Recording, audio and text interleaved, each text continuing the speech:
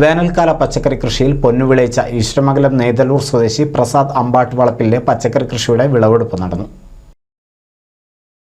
വേനൽക്കാല പച്ചക്കറി കൃഷിയിൽ വിജയഗാഥ രചിച്ച ഈശ്വരമംഗലം നെയ്തല്ലൂർ സ്വദേശി പ്രസാദ് അമ്പാട്ടുവളപ്പിൽ വിജയിച്ച പച്ചക്കറികളുടെ വിളവെടുപ്പാണ് നടന്നത്.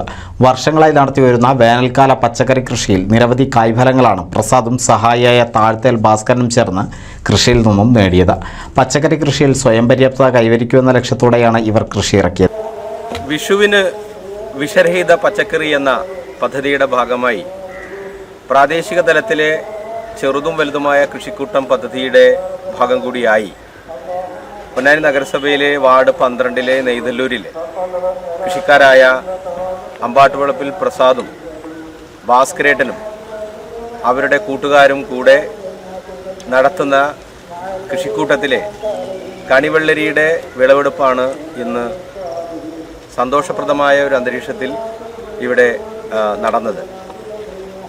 നിറഞ്ഞു നിൽക്കുന്ന ഈ കണിവെള്ളരി സമൃദ്ധമായ കാർഷിക മേഖലയുടെ ഒരു ഓർമ്മപ്പെടുത്തൽ കൂടിയാണ്. ഒരേക്കർ സ്ഥലത്ത് കയ്പ, വെള്ളരി, വെണ്ട, ചീര, മത്ത, പടവലം, പയർ, വാഴ, മാമ്പഴം തുടങ്ങി പലതരം പച്ചക്കറികളുടെ ശേഖരമാണ് കൃഷിയിടത്തിലുള്ളത്. സ്വന്തം ആവശ്യത്തിനുള്ള പച്ചക്കറികൾക്ക് പുറമെ ഈ ജൈവ പച്ചക്കറികൾ വിൽപ്പനയും നടത്തുന്നുണ്ട്. പ്രസാദിന് പിന്തുണയുമായി വീട്ടുകാരും സുഹൃത്തുക്കളുമുണ്ട്. വിളവെടുപ്പ് ഉദ്ഘാടനം ക്ഷേമകാര്യ സ്ഥിരം സമിതി അധ്യക്ഷൻ രജീഷ് ഉപാലയും കൗൺസിലർ ഷാവുൽ ഹമീദും ചേർന്ന് നിർവഹിച്ചു. NCV news Ponnani.